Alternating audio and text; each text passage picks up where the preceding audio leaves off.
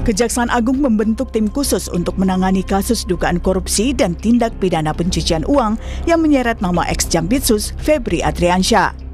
Kepala Pusat Penerangan Hukum Kejaksaan Agung Anang Supriyatna bilang, tim khusus beranggotakan 9 orang, mayoritas jaksa yang memiliki pengalaman di Komisi Pemberantasan Korupsi. Seluruh anggota tim khusus juga dipastikan tidak berasal dari lingkungan Jaksa Agung Muda bidang tindak pidana khusus atau Pitsus untuk memastikan tidak adanya konflik of interest dalam penyidikan. Dalam sprindik baru, kami terbitkan makanya sprindik yang sifatnya khusus, kita bentuk tim khusus. Ini terdiri dari 9 orang. Yang jelas sebagian besar penyidik-penyidik ini yang berasal mantan alumni KPK. Jaksa-jaksa yang pernah bertugas di KPK. Siapa aja, Pak? Kurang lebih 9 orang. Di antaranya ada Saudara Riono, ada Saudara Katarina Girsang. Ya.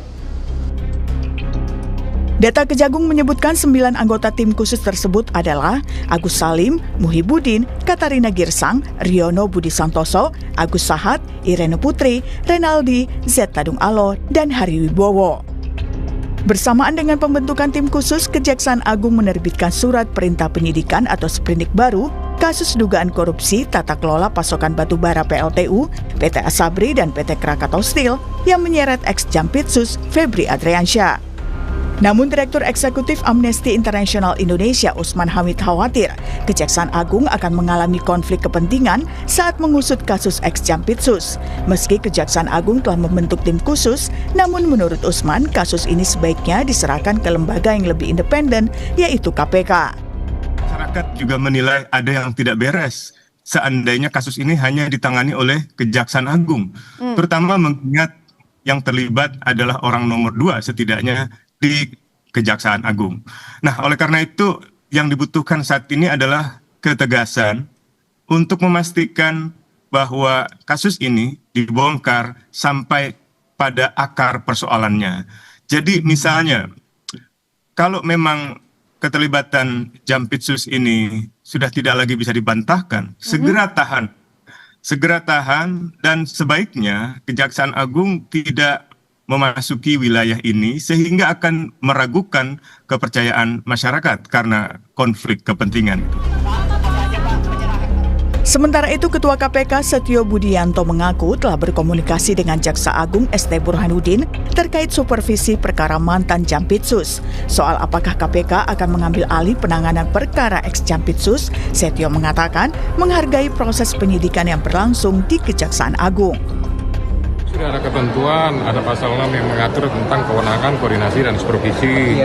Nah, nanti sambil kita tindak lanjuti, meskipun secara permintaan, secara lisan sudah disampaikan, nanti kan pasti ada permintaan juga secara tertulis dan akan dibahas sesuai dengan SOP yang ada di KPK.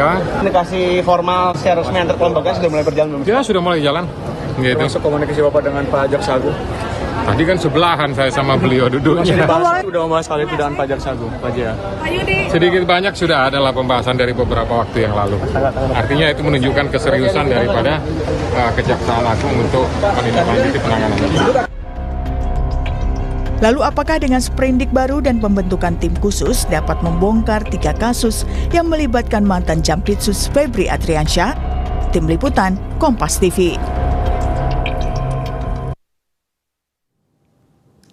Ya, Saudara, Kejaksaan Agung membentuk tim khusus untuk menangani kasus dugaan korupsi dan tindak pidana pencucian uang yang menyeret nama ex-Jampitsus Febri Adriansyah. Tim khusus beranggotakan 9 orang, mayoritas jaksa yang memiliki pengalaman di Komisi Pemberantasan Korupsi atau KPK.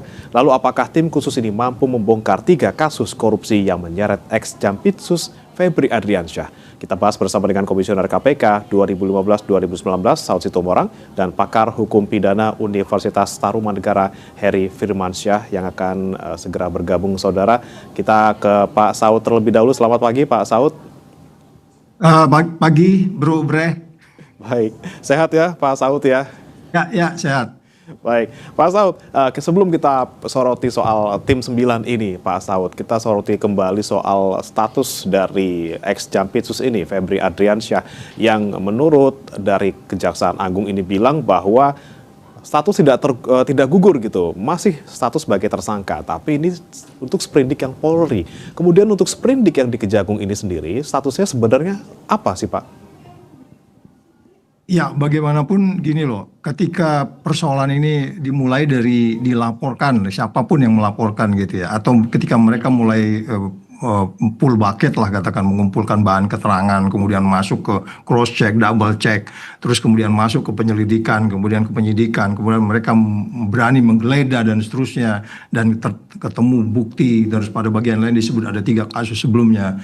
Ini kan meyakinkan kita betapa luas dan dalamnya kasus ini. Ketika Anda bicara luas dan dalamnya kasus ini, Anda harus bicara kecepatan. Nah, ada respon yang kemudian membuat dugaan saya strategi splitsing ya. Jadi dari satu perkara, dari satu berkas yang diberikan oleh Kortas Tipikor, kemudian di Kejaksaan, kemudian dibagi menjadi 3 sprindik yang mereka sebut. Saya menyebutnya itu strategi splitsing. Dan saya pengalaman juga dengan beberapa 9 orang ini di DKPK, memang mereka strategi splitsing itu menjadi lebih ringan untuk mendalaminya. Pada titik ini kita percaya 9 orang ini firm untuk menyelesaikan ini. Strategi splitsing itu menunjukkan betapa dalamnya, betapa luasnya kasus ini, tempus delicti dan seterusnya, yang meyakinkan kita untuk sementara waktu kita bisa melihat akan ada perkembangan ke depan, untuk kemudian kita bisa melihat siapa-siapa lagi yang harus bertanggung jawab secara vertikal dan horizontal di dalam case ini. Jadi people change, orang bisa berubah, tapi saya masih menitikkan beberapa harapan untuk kemudian 9 orang ini bekerja dengan strateginya. Nanti kemudian akan muncul, pasti akan ada sprindik lain lagi, keyakinan saya. Mereka pengalaman di kasus-kasus yang pelik ya. Saya nggak usah menyebut beberapa kasus yang mereka tangani di KPK ketika saya di sana, tapi saya melihat mereka punya naluri yang kuat untuk kemudian sebagai penuntut, yang kemungkinan bisa meyakinkan kita bahwa ini akan diselesaikan sehingga hukum menjadi pasti, hukum menjadi adil, hukum menjadi lebih bermanfaat. Akan tetapi sekali lagi, karena saya mengatakan orang bisa berubah dari waktu ke waktu, yang paling aman adalah bagaimana KPK terus mensupervisi ini sehingga kemudian dalam hal ada terjadi hal-hal yang meragukan sehingga mereka dapat sesuai kewenangan Undang-Undang 19 2019 itu diminta tidak diminta, KPK berwenang mengambil alih ini karena ini melibat di pasal 11 itu melibatkan aparat penegak hukum. Gitu sementara, Bre. Oke. Pak Saud, berarti kalau Anda melihat 9 orang ini menurut Anda selain mungkin secara kemampuan, secara profesionalitas juga mumpuni, tapi terkait dengan bagaimana dia independen ataupun mungkin tidak memiliki afiliasi dengan FA, seperti apa, Pak? Ya, itu keraguan utamanya di situ, gitu ya. Itu yang kita sebut selama ini sebagai jeruk makan jeruk itu ya. Kalau dari sisi knowledge, pengalaman, integrity di masa lalu kita nggak ada ragu. Ada beberapa kasus yang pelik yang menurut saya ketika rapat di KPK itu bagaimana mereka mengeluarkan jalan pikirannya. Saya yakin bahwa mereka akan bisa perform di sini sehingga kemudian yang saya sebut tadi kedalaman dan keluasan kasus ini bisa secara cepat mereka selesaikan. Jangan lupa ini ada kaitan dengan posisi negara kita yang indeks persepsi korupsi 34. Berapa bulan lagi ke depan itu akan diumumkan indeks persepsi korupsi baru. Harapannya pemerintahan Prabowo ini bisa mengangkat indeks persepsi korupsi itu. Karena itu sangat linier dengan nilai kurs rupiah. Itu sangat linier. Nggak bisa bilang itu nggak ada kaitan dengan investasi dan terusnya, gitu Bre. Oke, baik. Sekarang saya juga mau sapa Mas Heri Firmansyah yang sudah bergabung. Selamat pagi Mas Heri. Selamat pagi Mas Bremat dan juga Pak Saud Situmorang, salam hormat. Pagi Mas Heri. Mas Heri, kami ingin pastikan kembali gitu ya soal status Febri Ardiansyah sebenarnya di Kejaksaan Agung ini. Tadi sempat saya tanyakan juga ke Pak Saud, bagaimana sebenarnya dengan sprindik yang berbeda, apakah status dari FA ini juga bisa sama, tersangka juga gitu? Ya, sudah ada jaminan ya dari beberapa pembicaraan dari internal kejaksaan bahwa statusnya tidak berubah. Karena memang ini hanya meneruskan saja, bahasanya mungkin pelimpahan atau pengalihan itu terserahlah secara penggunaan kata ya. Tapi yang pasti hakikatnya adalah ini hanya meneruskan saja proses yang sudah dilakukan oleh Kortas Tipikor dari kepolisian. Nah, dalam konteks ini yang masyarakat inginkan adalah pastinya penegakan hukum ini tetap berjalan sesuai relnya, transparan, akuntabel, profesional, karena kita tahu semua ini melibatkan dugaannya adalah orang di lingkungan top level manajemennya ya di institusi kejaksaan. Maka tentunya penegakan hukum ini tidak boleh kemudian tidak berjalan secara profesional tadi. Nah, masyarakat melihat dari awal penanganan kasus ini yang memang dirasa banyak lubang-lubang dalam hal segi formilnya, yang dikhawatirkan nanti ini jadi alat atau senjata untuk digunakan dalam misalnya pengajuan pra peradilan atau proses lainnya, atau nanti malah muncul misalnya tersangka lain yang kemudian akhirnya dikatakanlah dipersalahkan atas semua tindak pidana yang sedang diproses ini. Ini kan dugaan-dugaan yang masyarakat saat ini perdebatkan ya, yang muncul di lini masa, di media sosial ya, yang banyak kemudian kita tangkap menjadi sesuatu kekhawatiran adanya intervensi, tidak independennya proses penanganan perkara ini. Belum lagi kalau tadi menyambung dari dialog sebelumnya bahwa masyarakat sebenarnya ingin di mana peran atau posisi Komisi Pemberantasan Korupsi saat ini. Tadi Pak Saud, kalau saya tidak salah mendengar, sudah bicara tentang pasal 6, pasal 11 ya. Ada pasal 10A gitu ya. Ada Perpres nomor 102 tahun 2020 yang bicara tentang supervisi dan koordinasi penanganan tindak pidana korupsi, yang sebenarnya ini tidak salah ya. Ini sangat relevan sekali dengan apa yang dikhawatirkan masyarakat tadi ketika ada dua institusi yang ya kalau kita lihat walaupun sudah menampik dengan adanya pertemuan di level atas ya antara Pak Jaksa Agung dan juga Pak Kapolri, ini ada seperti dalam tanda petik sandra menyandra kepentingan ya. Karena kalaupun kita katakan ini prosesnya sudah dikuntit 1 atau 2 tahun yang lalu, kenapa kemudian lambat sekali? Padahal dalam konteks pemberantasan korupsi momentum itu penting, bisa saja ya sudah hilang barang bukti dan lain sebagainya.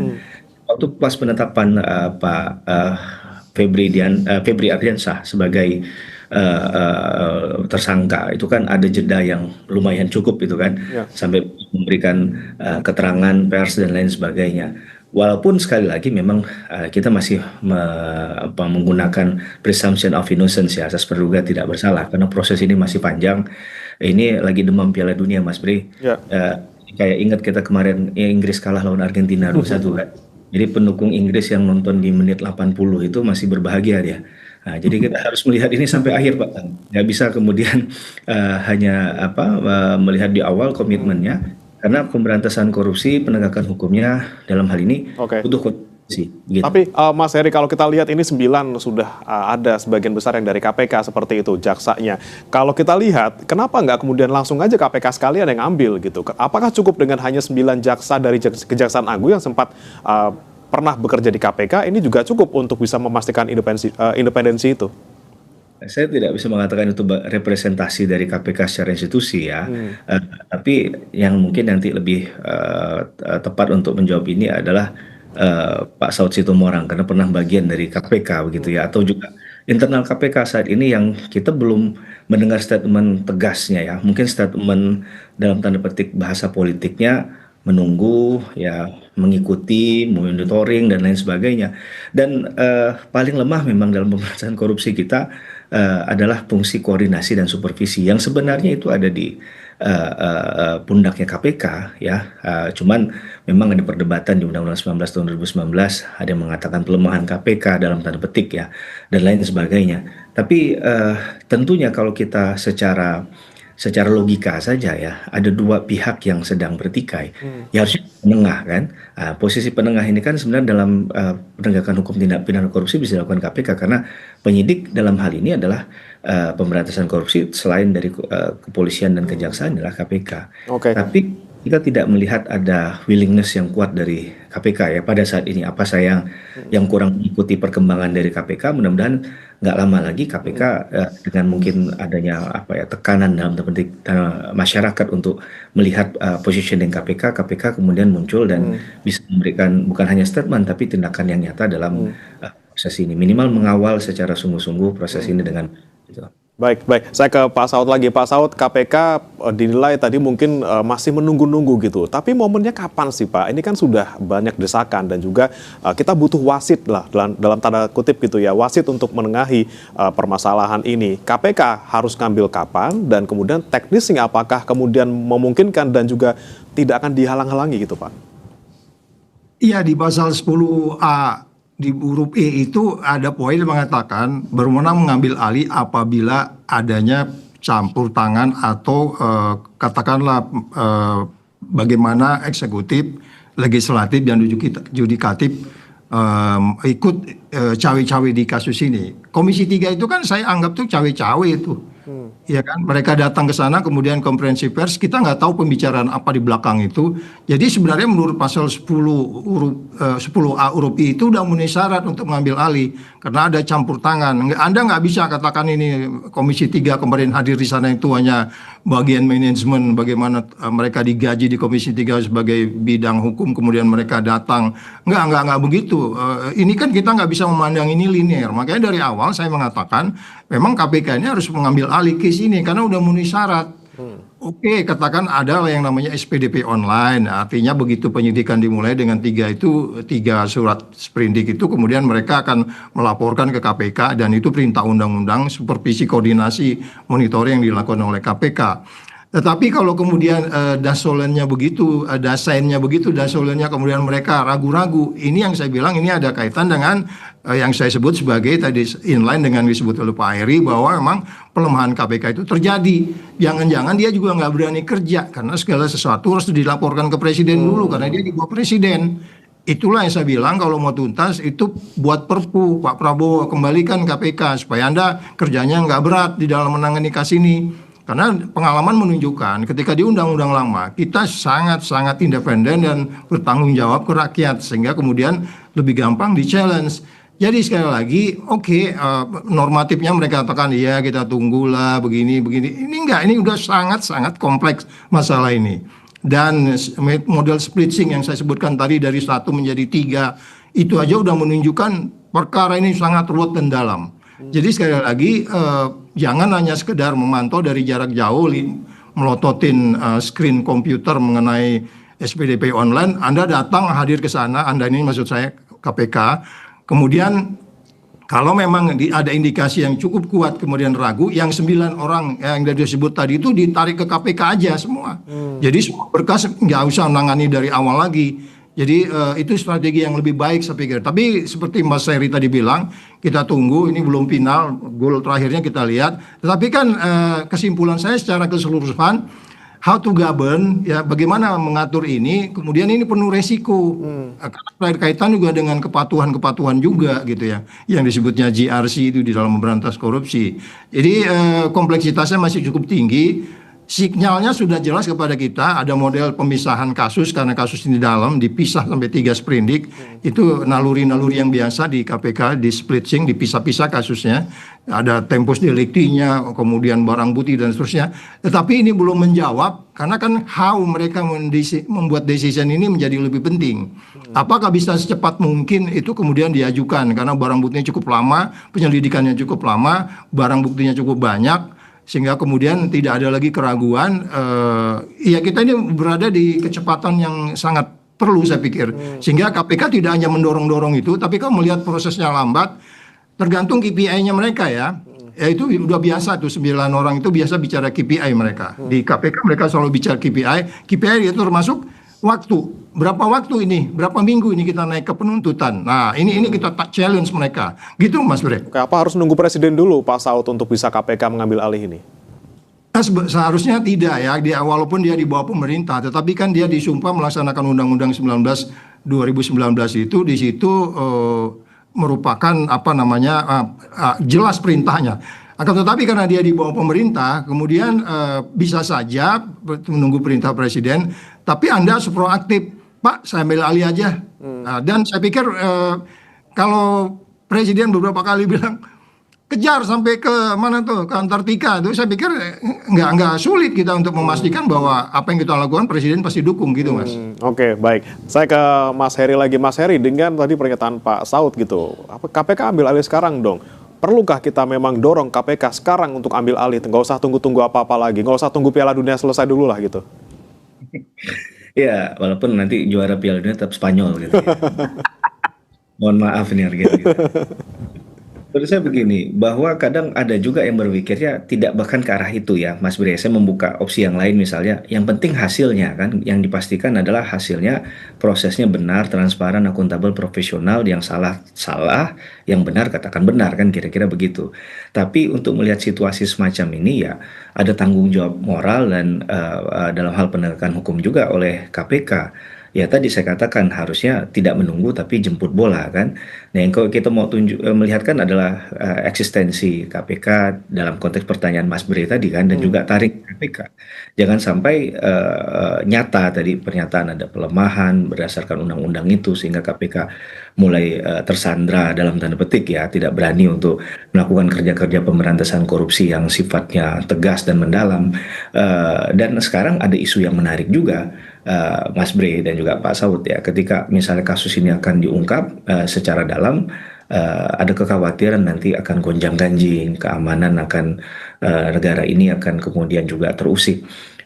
Saya nggak tahu ya apakah itu kemudian ada korelasinya dengan keinginan publik dan keyakinan publik bahwa itu sebenarnya nggak ada kaitannya. Ya ini proses penegakan hukum yang biasa saja. Bukankah hukum itu kan menggunakan kata istilahnya adalah setiap orang. Nah setiap orang itu nggak melihat dari jabatan publiknya siapa dia begitu ya. Karena ya Dewi Keadilan itu kan matanya ditutup, dia nggak perlu melihat pelakunya begitu. Ini yang saya lihat juga pengamatan saya bahwa hal-hal semacam ini yang agak mengusik juga di lingkungan masyarakat ya ketika bicara tentang kasus ini, sehingga akhirnya penyelesaiannya harus dengan hati-hati sekali gitu ya. Hati-hati boleh tapi ada kata sekalinya itu, jadi seakan ini tidak business as usual dalam artian pekerjaan rumah biasa yang dikerjakan oleh penegak hukum, sehingga terlihat banyak lubang di sana. Ada proses prosedural pengalihan dan lain sebagainya, ada keterangan yang dikatakan statusnya saksi kemudian dianulir lagi menjadi tersangka dan lain sebagainya. Ini kan bentuk dari ya kalau bisa dikatakan kepanikan, jadi orang membacanya kok seakan-akan tidak tenang ya dalam menyelesaikan persoalan ini. Karena tadi yang mungkin yang dilihat adalah subjeknya, subjek hukumnya siapa. Padahal untuk bicara dengan kata setiap orang, tidak merujuk pada identitas khusus begitu. Nah, ini harus kita yakinkan juga bagi penegak hukum ke depan, bagi penyidik dan jaksa yang akan menangani perkara ini ya. Yang tadi saya sederhana saja, yang benar katakan benar, kalau salah katakan salah. Jadi Pak FA juga dalam hal ini punya potensi untuk belum tentu salah kan, walaupun mengatakan buktinya sudah sangat kuat ini, ada 74 kg batang emas begitu kan, kemudian ratusan miliar, 400-an sekian miliar. Yang ini drastis. Tapi kan sekali lagi bahwa penyitaan itu harus ada kaitan dengan tindak pidana. Tapi Mas Ferry, maaf saya potong. Memang kalau kita bicara soal subjeknya adalah FA gitu, mungkin kita bisa lihat bersama-sama prosesnya seperti apa. Oke, semuanya sudah berjalan seperti seharusnya, benar semuanya. Tapi kemudian jika kita melihat ini kan kasus ditangani oleh keluarga sendiri. Dalam tanda kutip ini anak kecil lagi nyolong permen, dikasih ke orang tuanya, dibina dan dihukum. Tapi apakah kita bisa menjamin bahwa ternyata tidak terlibat orang tuanya, atau misalnya ada keluarga lain yang terlibat di dalam situ? Ya, hukum itu berusaha untuk objektif memang Mas Bre, tapi siapa yang bisa menggaranti objektif 100%? Ya pasti subjektivitas. Kalau kita bicara hukum dan non-hukum, ada istilahnya tekanan psikologis, ada relasi kuasa, ada kadang perkenalan ya mungkin secara emosional pernah dekat, pernah ditolong dan lain sebagainya. Itu yang kita kan nggak pernah tahu rekam jejak itu ya.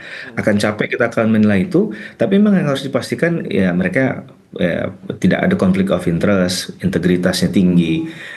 Ini yang harus diperhatikan begitu.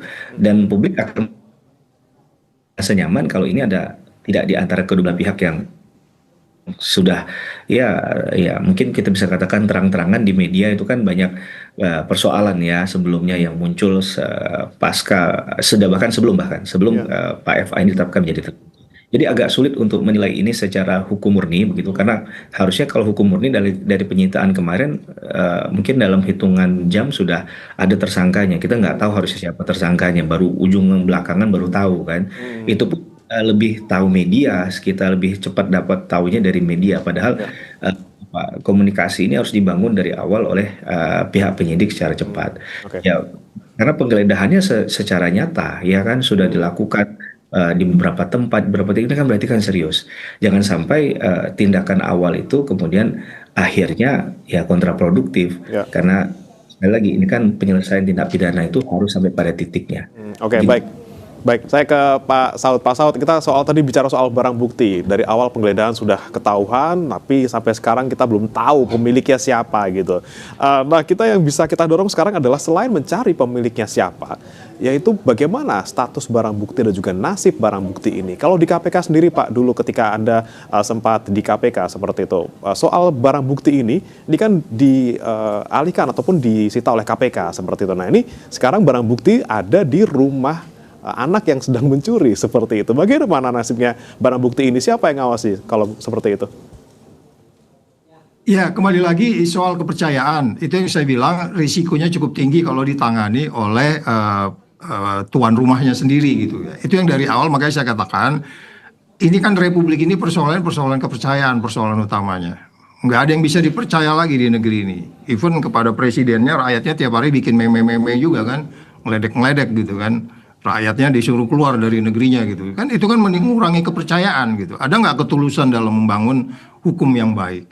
Karena kalau kita bicara hukum itu, apalagi kompleksnya kasus ini, nanti itu kan pertanyaannya kan siapa pelaku utamanya, siapa pelaku pembantunya, siapa yang memberi perintah, siapa pelaksana, terus bagaimana pihak-pihak yang menikmati ini kan harus dibuka oleh 9 orang ini gitu.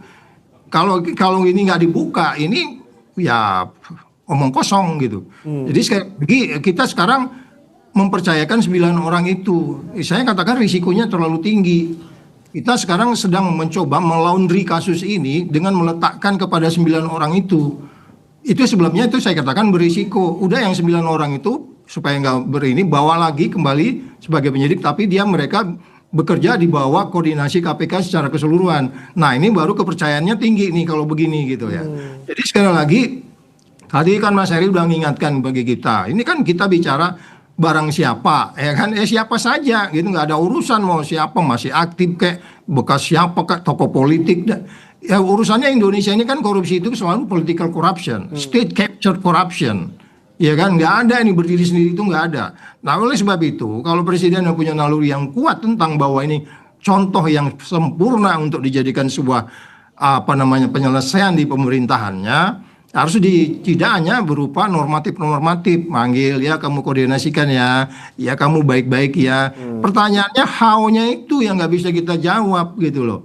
Jadi sekali lagi kalau umpamanya kemudian ini per hari ini kita diskusinya masih bagaimana bisa membuka case ini menjadi lebih luas, dalam dan cepat, itu juga masih dipertanyakan bagaimana Anda mengerjakannya. Tadi kan Mas Brett bertanya itu barang di sana, oke lah itu masih bisa lah kita katakan barang bukti, tapi nggak bisa juga kita membawa orang ke depan pengadilan dengan baik kalau barang buktinya kemudian terjadi perubahan status. Kemarin kan sudah dibilang itu bukan uang gue, bukan orang lain. Saya khawatir nanti juga 9 orang ini bilang, oh iya itu bukan uangnya dia, uang orang lain dititipin di situ gitu kan, susah kita.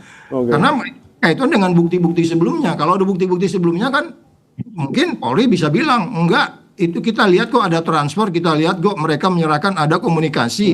Nah ini yang harus dijelaskan ke publik. Bahwa mereka memang perform di situ, bahwa mereka sesuai dengan KPI-nya. KPI-nya kalau saya bilang sih kecepatan, ketepatan, keluasan menangani kasus ini, begitu Bre. Oke, baik. Kembali saya ke Mas Heri. Mas Heri tadi, apakah perlu kita kemudian mendorong, 9 orang ini jaksa dari Kejaksaan Agung, tapi kemudian bisa bekerja di bawah koordinasi KPK untuk menangani kasus ini, dan tadi soal barang bukti juga, kita bisa pastikan di dalam rumah di situ tidak diapa-apakan, atau nanti tidak berubah, misalnya kepemilikannya tahu-tahu bukan pemilik yang seperti selama ini kita kira, bukan pemiliknya, bukan yang itu gitu. Ya, yang paling sulit bagian ini adalah memastikan bahwa benar apa yang terjadi sesuai SOP begitu ya, sesuai dengan asas, teori, prinsip hukum yang ada. Karena pelaksananya kan juga manusia kan, dan sayangnya butuh pengawasan berlapis dalam konteks ini. Padahal tadi isunya saya sepakat dengan Pak Asot Sitomorang katakan ada trust issue ketika ini diberikan. Ini kan berarti problem dasar kita dalam berpijak bicara tentang penegakan hukum di negara ini tidak hanya tindak pidana korupsi sebenarnya. Apalagi tindak pidana korupsi yang orang tahu ini berkaitan dengan uang ya, kemudian juga ada mungkin konflik of interest dari masing-masing institusi yang kita nggak tahu seperti apa di dalamnya. Maka harusnya dalam setiap penanganan ini ya diinformasikan, bukan detik demi detik lah, mungkin agak terlalu berlebihan ya, tapi day by day dalam hal proses ini ya harusnya publik bisa mendapatkan informasi yang tepat dan benar, dan jangan sampai membingungkan yang kemarin kalau benar itu ada istilah dari saksi kemudian menjadi tersangka, itu kan gapnya terlalu jauh, Mas Bre. Bagaimana mau mempercaya substance-nya kalau ternyata hal-hal semacam ini saja membuat publik menjadi bingung kan? Jadi seakan-akan tidak percaya diri, seakan-akan ragu-ragu, seakan-akan terlalu hati-hati. Nah, ini yang kemudian dibaca publik ada apa? Dan kemudian ya jangan salahkan, akhirnya ada yang berpikir menjurus kepada hal-hal yang negatif misalnya, walaupun belum tentu itu benar gitu. Kita harus percaya bahwa ada orang yang darahnya itu merah putih untuk. Nah, ini akan ya sosok semacam ini yang harusnya mengambil alih dan diberikan kepercayaan untuk menjalankan tugas-tugas yang sangat terhormat ini. Ya, karena kalau kasus ini ditangani oleh orang-orang yang kemudian punya catatan rekam yang tidak baik juga, ya bisa jadi pukulan balik kan. Karena ya ini adalah celah bagi mereka yang dijadikan tersangka untuk melakukan perlawanan tadi. Nah, nanti kemudian ke depan ada pra peradilan dan lain sebagainya, itu pun sudah banyak penilaian dari media dan juga masyarakat yang mungkin tidak akan terjadi, tapi menjaga-jaga jangan sampai ada skenario-skenario yang diselundupkan dalam tanda petik ya perkara ini, karena bisa saja dicoba dengan berbagai macam cara. Kayak kemarin kalau saksi statusnya saksi misalnya itu benar, kemudian tidak ada reaksi dari publik, ya mungkin juga akan terus begitu ya status itu begitu, ya kayak test the water aja. Maka ini kan perlu juga diperhatikan ya, masyarakat sekarang sudah sangat pintar memahami hal-hal semacam itu yang perlu kita ingatkan. Masyarakat juga sudah walaupun mereka bukan kuliah di Fakultas Hukum ya secara